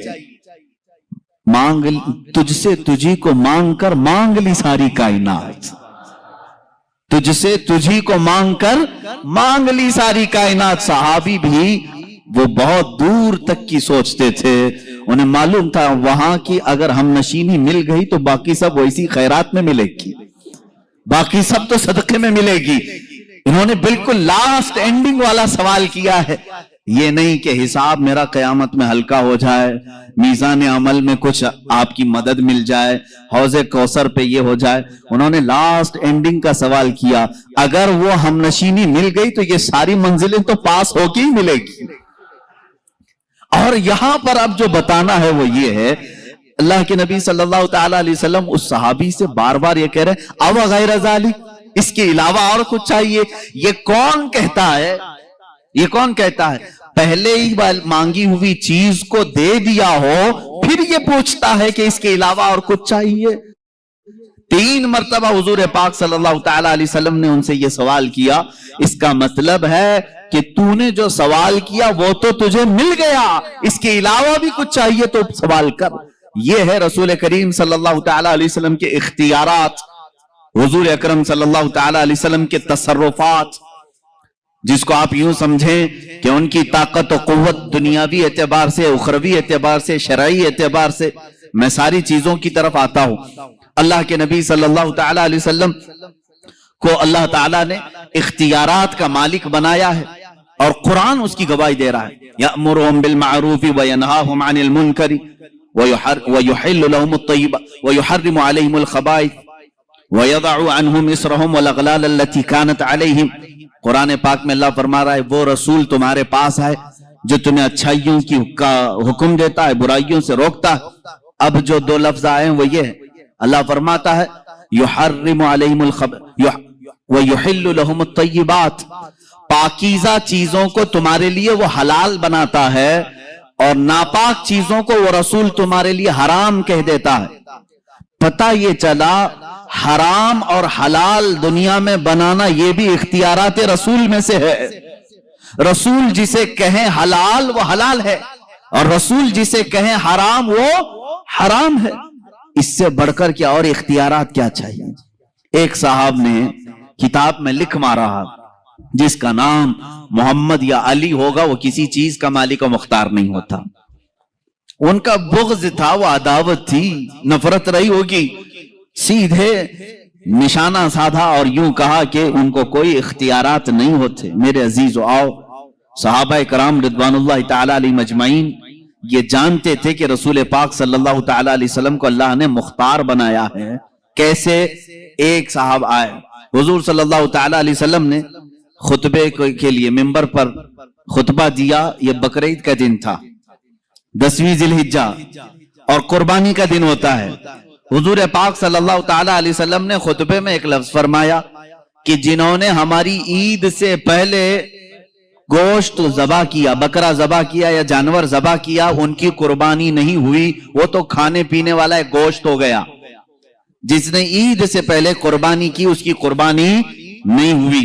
रसूल करीम सल्लल्लाहु ताला अलैहि वसल्लम ने जैसे ही बयान किया, एक सहाबी खड़े हुए, कहा या रसूल अल्लाह सल्लल्लाहु ताला अलैहि वसल्लम, मैंने तो ये सोचा कि ये ईद का दिन खाने पीने का दिन होता है, मैं फजर के फौरन बाद ही बकरी ज़बा कर दिया, गोश्त हो गया, बन भी गया, खा पी करके मैं ईद में भी आ गया, मेरी कुर्बानी का क्या होगा? रसूल करीम सल्लल्लाहु ताला अलैहि वसल्लम ने फरमाया वो कुर्बानी नहीं हुई, वो कुर्बानी नहीं हुई, वो तो खाने पीने का गोश्त हुआ। उन्होंने पूछा फिर कुर्बानी के लिए जानवर कितना चाहिए? हुजूर पाक सल्लल्लाहु ताला अलैहि वसल्लम की अहादीस में से है 1 साल का कम से कम होना चाहिए ना बकरा या बकरी। 1 साल से छोटी बकरी या बकरा ज़बा नहीं कर सकते आप, जायज नहीं है आपके लिए, वो जायज नहीं। जानवरों में, बैलों में अलग अलग उम्र जो मुतय्यन की गई। हुजूर पाक सल्लल्लाहु अलैहि वसल्लम ने फरमाया जाओ दूसरी बकरी ज़बा करो। वो साहबी खड़े होते हैं, आका मेरे पास उसके अलावा कुछ भी नहीं था, एक 6 महीने का बकरी का बच्चा बाकी है, क्या मैं ज़बा करूं? हुजूर पाक सल्लल्लाहु ताला अलैहि वसल्लम ने फरमाया जा तू ज़बा कर ले, तेरे बाद फिर किसी के लिए हलाल नहीं होगा। تیرے بعد پھر قیامت تک کسی کے لیے 6 ماہ کے بکری کے بچے کے ذبح کرنے کی اجازت نہیں دی جائے گی. اس کا مطلب ہے نبی مختار کل ہیں، جسے جو چاہیں عطا کرتے ہیں. اللہ کے نبی صلی اللہ تعالی علیہ وسلم وہ شارع اسلام ہے، بانی اسلام ہے. یعنی اسلام وہی ہے جو نبی کونین صلی اللہ تعالی علیہ وسلم کے اعمال سے نکلا. سب سے بڑی دلیل حضور کے اختیارات کی، سب سے بڑی دلیل ہماری یہ 5 وقتہ نمازیں ہیں. پورا قرآن ہمیں بتائیں کہ قرآن نے کہیں نماز کا طریقہ نہیں بتایا. کھڑے ہونا ہے، رکعت کے لیے ہاتھ اٹھانا ہے، باندھنا ہے، اور رکوع میں جانا ہے، سجدہ کرنا ہے. یہ تمام چیزیں قرآن میں آپ کو کہیں نہیں ملیں گی. رکوع کی کیفیت کیا ہے؟ رکوع کرنے کا حکم ہے، سجدہ کرنے کا حکم ہے، لیکن اس کی کیفیت کیا ہے؟ کتنا جھکنا ہے، کتنا نہیں ہے. تو یہ قرآن میں اس طرح کی بات آئی. اب رسول کریم صلی اللہ تعالی علیہ وسلم نے کر کے دکھایا. رکعت کیسے باندھی صحابہ نے دیکھا، رکوع کیسے کیا حضور کو صحابہ نے دیکھا، سجدہ کیسے کیا صحابہ نے دیکھا. اس کے بعد حضور پاک صلی اللہ تعالی علیہ وسلم سے لوگوں نے پوچھا کہ نماز کیسے پڑھیں. حضور نے نہیں فرمایا جیسے قرآن میں آیا ہے ویسے پڑھو. حضور نے فرمایا صلو کما رأیتمونی اصلی، اے لوگو جیسے مجھے پڑھتا دیکھو ویسے ہی نماز پڑھو. مطلب یہ ہے کہ اللہ کے نبی صلی اللہ تعالی علیہ وسلم جو عمل کریں وہی شریعت ہے. یہی اختیارات ہیں حضور پاک صلی اللہ علیہ وسلم کے. ایک صحابی آئے حج کے موقع پر، حضور پاک صلی اللہ تعالی علیہ وسلم نے فرمایا آج سے ہر استطاعت رکھنے والے مسلمان پر زندگی میں حج فرض ہے. حج فرض ہے. استطاعت کے وہ کتنی استطاعت ہونی چاہیے ایک شرعی مسئلہ ہے کہ اگر آپ کے پاس اتنا مال ہے کہ آپ حج کے لیے جا سکتے ہیں اور گھر میں راشن پانی بھی ہے تو آپ کے اوپر حج فرض ہے. بغیر حج کر کے دنیا سے گئے تو اس کی بڑی سخت وعیدیں بھی ہیں. اللہ کے نبی صلی اللہ علیہ وسلم نے فرمایا جس پر حج فرض ہوا اور وہ حج نہیں کیا مجھے اس کی پرواہ نہیں، وہ یہودی ہو کے مرے یا عیسائی ہو کے مرے، اس کی وعید آئی ہے. اب یہ موقع ہے حج کی فرضیت کا. حضرت اقرع بن حابس رضی اللہ تعالیٰ عنہ ایک صحابی ہیں، یہ حضور صلی اللہ تعالیٰ علیہ وسلم سے پوچھتے ہیں علی آمن ہذا یا رسول اللہ صلی اللہ تعالیٰ علیہ وسلم، یا رسول اللہ کیا اس سال حج فرض ہوا تھا جو ہم نے حج کیا ہے؟ یعنی سال زندگی میں ایک بار یا ہر سال فرض ہے؟ جیسے زکوٰۃ ہر سال فرض ہے نا، انکم ٹیکس نہیں ہے ایک بار دے کر کے چھٹا کر لیں، ہر سال ہے. تو صحابی رسول نے یہ پوچھا ہر سال فرض ہے یا زندگی میں ایک بار؟ حضور پاک صلی اللہ تعالی علیہ وسلم نے فرمایا حج آج سے فرض کر دیا گیا. پھر انہوں نے پوچھا یا رسول اللہ صلی اللہ علیہ وسلم ایک ہی بار ہے یا ہر سال؟ حضور نے پھر مطلق فرمایا آج سے اللہ تعالیٰ نے ہر ذی استطاعت مسلمان پر حج فرض کر دیا. تیسری بار انہوں نے پوچھا ہر سال ہے یا زندگی میں ایک بار؟ اللہ کے نبی صلی اللہ تعالی علیہ وسلم نے کیا فرمایا؟ سنو، اگر میں کہہ دوں ہر سال تو ہر سال ہو جائے گا، اگر میں کہہ دوں ہر سال تو ہر سال فرض ہو جائے گا. میں جتنا بولوں اسے لے لو. یہی قرآن کہتا ہے ما آتاکم الرسول فخذوا، رسول جو تمہیں دے دے وہ لے لو. وما نہاکم عنہ فانتہوا، جس سے رسول تمہیں روکیں اس سے رک جاؤ. اس سے قرآن بتا رہا ہے کہ رسول کو مجبور نہیں مالک و مختار پیدا کیا گیا. عزیزان گرامی، ہمارا یہ عقیدہ ہے یا نہیں؟ رسول کو مجبور سمجھتے ہو؟ میرے آقا صلی اللہ تعالی علیہ وسلم مالک و مختار ہیں. اب دیکھیں اختیارات جو شریعت کے اندر ہے، دنیا کا کوئی مفتی اس کے بعد کسی کو بھی یہ اختیار نہیں دیا گیا جو رسول پاک کو اللہ نے اختیار دیا تھا. حضور پاک صلی اللہ تعالی علیہ وسلم کے پاس ایک صاحب آئے، سونے کی انگوٹھی تھی ان کے پاس. حضور پاک صلی اللہ علیہ وسلم نے فرمایا صرف اس کے لیے حلال ہے، باقی کسی کے لیے حلال نہیں. ایک کے لیے ریشم کا کپڑا، مردوں کے لیے ریشم کا کپڑا حرام ہے. ایک صحابی کے لیے حضور صلی اللہ علیہ وسلم نے فرمایا صرف تیرے لیے حلال ہے، تیرے بعد پھر کسی کے لیے حلال نہیں. حتیٰ کہ احتلام ہو گیا، اگر مرد کو جنابت ہو گئی تو مسجد میں آنا حرام ہے اس کے لیے، مسجد میں آنا حرام ہے، ناپاکی کی حالت میں مسجد میں آپ نہیں آ سکتے، بغیر وضو کے آ سکتے ہیں، لیکن جنابت کی حالت اگر ہے مسجد میں قدم بھی رکھو گے حرام ہے۔ حضور پاک صلی اللہ تعالی علیہ وسلم مسجد نبوی میں تھے، آپ کے گھر سے متصل لگا ہوا سیدہ فاطمہ الزہرا رضی اللہ تعالی عنہا کا گھر تھا۔ مولا علی کرم اللہ وجہہ الکریم شوہر فاطمہ ہیں، رسول کریم صلی اللہ علیہ وسلم کے داماد ہیں۔ اب ان کے لیے نہانے کا اگر کوئی مسئلہ پیش آتا تو انہیں مسجد سے گزرنا پڑتا۔ حضور پاک صلی اللہ علیہ وسلم نے فرمایا جنابت کے حالت میں صرف علی کے لیے مسجد میں آنا حلال ہے، باقی کسی کے لیے نہیں۔ صرف مولا علی کرم اللہ وجہہ الکریم کے لیے حلال قرار دیا گیا کہ اگر اس حالت میں یہ مسجد میں آئیں تو ان کے لیے حلال ہے۔ یہ شارع اسلام ہے، یہ بانی اسلام ہے، وہ جس کے لیے جو چاہیں عطا فرمائے۔ حضرت ابو بکر صدیق رضی اللہ تعالیٰ عنہ کے لیے خصوصی اختیار ملا ہے، کچھ نہ کچھ سب کو خصوصیات ملی ہیں۔ حضور پاک صلی اللہ تعالیٰ علیہ وسلم نے فرمایا تھا مسجد نبوی کے آس پاس جس کے بھی مکان کی کھڑکی کھلتی ہے وہ بند کر دیں، مسجد کی طرف کھڑکی نہ کھولیں، منع تھا۔ لیکن حضور صلی اللہ علیہ وسلم نے فرمایا سوائے ابو بکر صدیق کی کھڑکی کے، ابو بکر صدیق کی کھڑکی اگر مسجد نبوی کی طرف کھلی رہے ان کے لیے جائز ہے۔ یہ شرعی اختیارات میں بتا رہا ہوں، شرعی اختیارات، حتیٰ کہ آپ کو اس سے بھی اعلیٰ قسم کی اگر میں بات بتاؤں، ایک صاحب آئے، انہوں نے کہا میں سنا ہوں کہ ایمان لانے کے بعد نماز فرض ہے۔ سب سے پہلی چیز کیا ہے؟ ایمان لانے کے بعد نماز فرض ہے۔ وہ ایمان نہیں لائے تھے، حضور پاک صلی اللہ تعالی علیہ وسلم سے انہوں نے پوچھا تو آپ نے کہا ہاں۔ کہا کتنی نمازیں؟ کہا فجر ہے، ظہر ہے، عصر ہے، مغرب ہے، عشاء ہے، 5 نمازیں دن میں فرض ہیں۔ وہ صاحب آئے، کہا میں اس شرط پر ایمان لاتا ہوں کہ میرے لیے کچھ ڈسکاؤنٹ ہو۔ ڈسکاؤنٹ، ان کو کنسیشن چاہیے تھا۔ پوچھا حضور پاک صلی اللہ علیہ وسلم نے تم کیا چاہتے ہو؟ انہوں نے کہا میں 5 نہیں پڑھ سکتا، 3 میرے لیے کہہ دیجئے، میرے لیے 3 کر دیجئے، میں 3 پر ہی ایمان لاؤں گا۔ حضور پاک صلی اللہ علیہ وسلم نے فرمایا ٹھیک ہے تم ایمان لاؤ، تمہارے لیے 3 ہی نمازیں۔ دنیا میں کوئی کر سکتا ہے؟ غوث و خواجہ کو بھی نماز معاف نہیں ہوئی۔ اللہ کے نبی صلی اللہ تعالی علیہ وسلم کی دوربین نگاہ دیکھ رہی تھی۔ تاریخ میں یہ روایت تو ہے وہ اسی شرط پر ایمان لائے کہ میں 3 ہی پڑھوں گا، 3 کی مجھے کنسیشن ملے، 2 کی کنسیشن ملے، 3 پر میں ایمان لاتا ہوں۔ ایمان لائے، لیکن روایات یہ بتاتی زندگی بھر کبھی 3 نہیں 5 ہی پڑھا۔ یہ اللہ کے نبی جانتے تھے کہ جس کو نماز کی لذت مل جائے اس کے 5 بھی کم ہیں، اس کے لیے 5 بھی کم ہیں جس کو نمازوں کی لذت ملے۔ اور اللہ کے حبیب صلی اللہ تعالی علیہ وسلم کا یہ اختیار نہیں ہے تو اور کیا ہے؟ یہ اختیارات مصطفیٰ ہیں۔